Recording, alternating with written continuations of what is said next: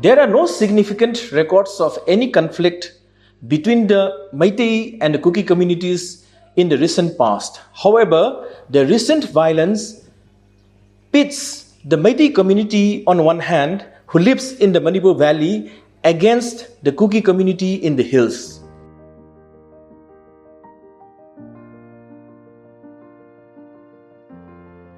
Manipur Land Revenue and Land Reforms Act 1960 is considered by many as one of the causes that has led to the resentment among different ethnic groups in the state.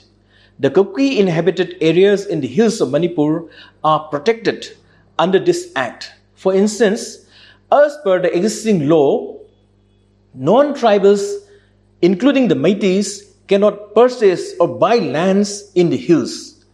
On April 12th, a Kuki BJP MLA, Pauline Lal Haukip, had questioned the revenue and forest survey being conducted in Churchandpur Khopum Protected Forest in Churchandpur district in the backdrop of Chief Minister N. Dhiren Singh's tough stance against what he called encroachment on reserved and protected forest areas in the hills.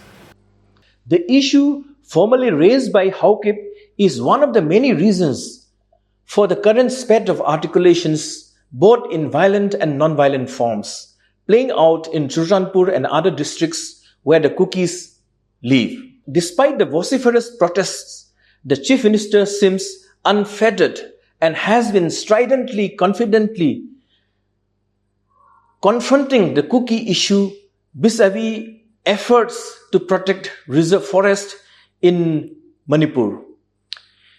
The Chief Minister N. Dhiren Singh has reportedly stated that the Manipur government came to know about the changes in the forest of the hill districts with the help of satellite mapping. The government takes encroachment on forest areas very seriously, he says, and he says he will deal with it accordingly, and this is what he had always asserted.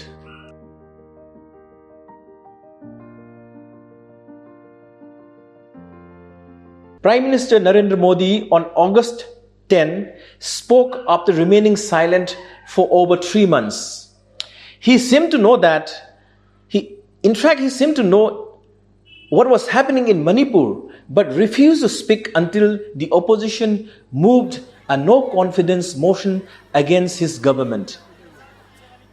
Even then, all that he could assure was that the people of India and the parliament were with Manipur, or with the people of Manipur, and the governments, both the state as well as the central government, are trying to put things in order, and there will be, and once it comes to some form of order, this will lead to part of development and growth in future.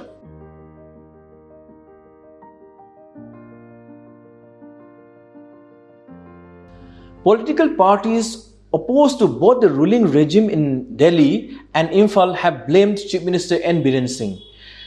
There had been accusations that he was in fact responsible for the violence. However, Amit Shah on the floor of the parliament said that Dhiren Singh had been cooperating and there is no reason to sack him or impose president's rule in the state.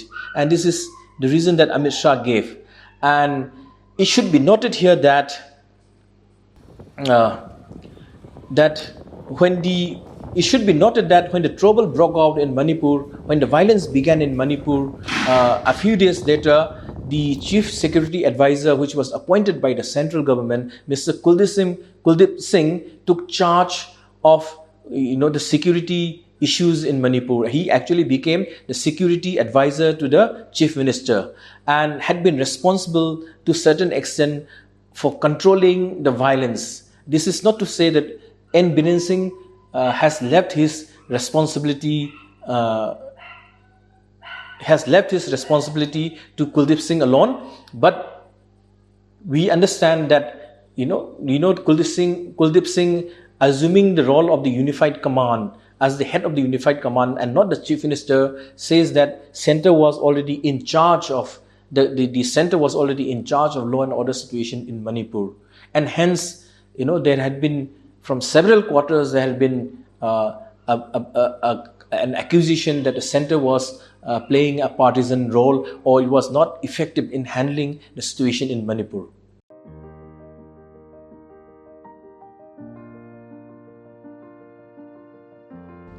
Ten members of the Manipur Legislative Assembly, hailing from constituencies dominated by Chin, Kuki, Mizo, Zomi Hill tribes, who had earlier extended unstinted support to the N. Dhiren Singh-led government, have now demanded what it called a separate administration. And this demand is under the Constitution of India. And one should remember that of the 10 MLAs, particularly from the Kuki Zo tribe, 8 of them actually belong to the Bharatiya Janata Party, the BJP. And on May 12th, they leveled a serious allegation that the widespread violence was in fact perpetrated by the majority Meitei community and was tacitly supported by the BJP-run state government. And these were the accusations of the Kuki leadership. Meanwhile, we should also understand that the Coordinating Committee on Manipur Integrity, or COCOMI as is locally known, an apex body of the Meitei civil society, say that they're against the arrangement of separate administration or giving separate administration to the Kuki Chin group. And in fact, the COCOMI is demanding that an immediate implementation of not only implementation but also an update on the National Register of Citizens, or NRC, which means COCOMI wants NRC to be effective or to be implemented in Manipur. COCOMI also wants the government of India to withdraw the suspension of operation agreement with the Chin Kuki armed groups, and they have accused these armed groups of violating certain ground rules which were agreed when they signed the suspension of operation. And the COCOMI have accused the Chin Kuki Zo leadership of engaging in narco-terrorist activities. And this had been a very serious charge which had been heaped upon the Kuki leadership by COCOMI.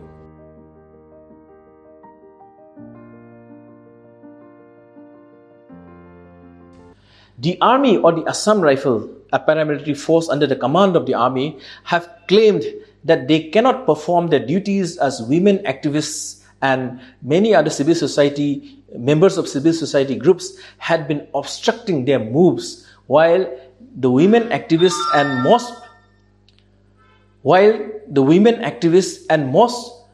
people in the Imphal Valley think that the army is, or even the Assam Rifle is, protecting the Kuki Chin Zo groups, particularly the armed groups, and they have totally failed to stop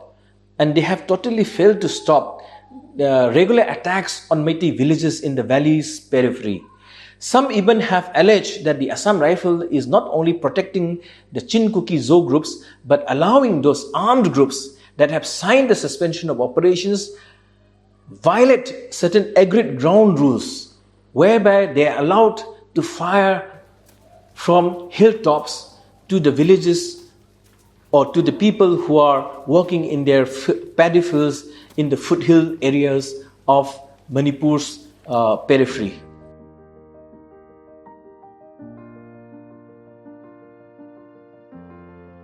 Currently, there seems to be a deceptive calm prevailing in Manipur, and people see not much of a hope in an immediate resolution to the crisis.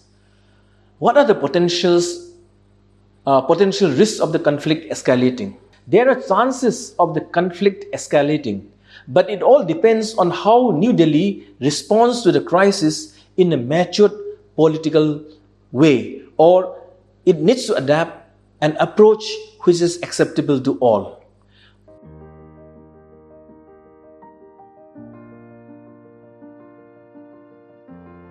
The opportunities for peace and reconciliation can only come about after total cessation of armed hostilities between the two communities. If the Meitei leadership doubt the role being played by the paramilitary forces like the Assam Rifles, there should be ways to find an alternative to the situation. An alternative means an alternative force that can replace the Assam Rifle. Likewise, if the Chin Kuki Zo communities do not trust the Manipur police force, New Delhi should find an alternative means to handle the situation. Only with such kind of a confidence building measure, the two sides can hope to return to some semblance of normalcy. However, at this juncture, peace and reconciliation seemed quite a distant hopes.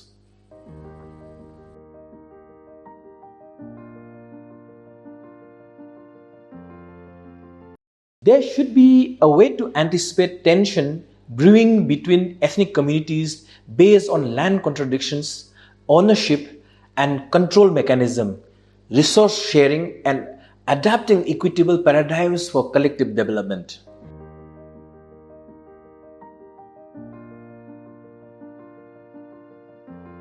Though internet and mobile data had been banned for over 3 months now, there have been reports of social media misuse in spreading misinformation and also in spreading hate speech.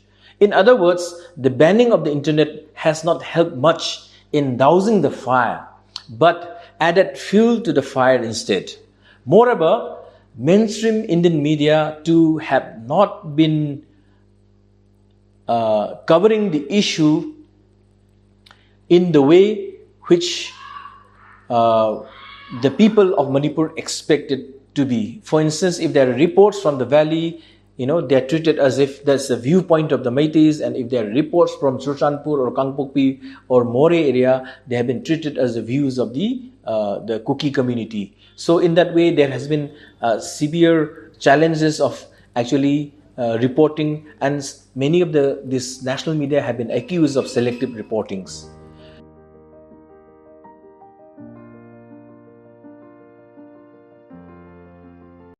When the governments, both at the center and the state, have been blamed for being partisan to the conflict, one is not sure how they could intervene to reduce the trust deficit between the communities. In the same manner, even for the civil society in Manipur, which is torn between two ethnic groups, that is the Meitei and the Kuki community. I mean, when they blame each other of inflicting violence upon the other community, I mean, there is always a trust deficit, and this trust deficit will not be allowed to find any rapprochement to take place. Or currently the trust deficit is so high that it will not allow any rapprochement to take place.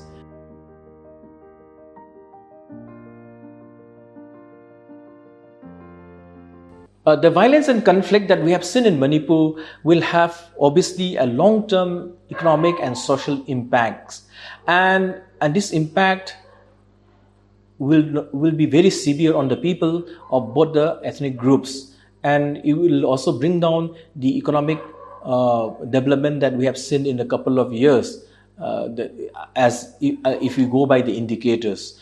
And as I have always mentioned, that weaponization of the primordial instincts of these ethnic communities had gone beyond accepted ethical limits,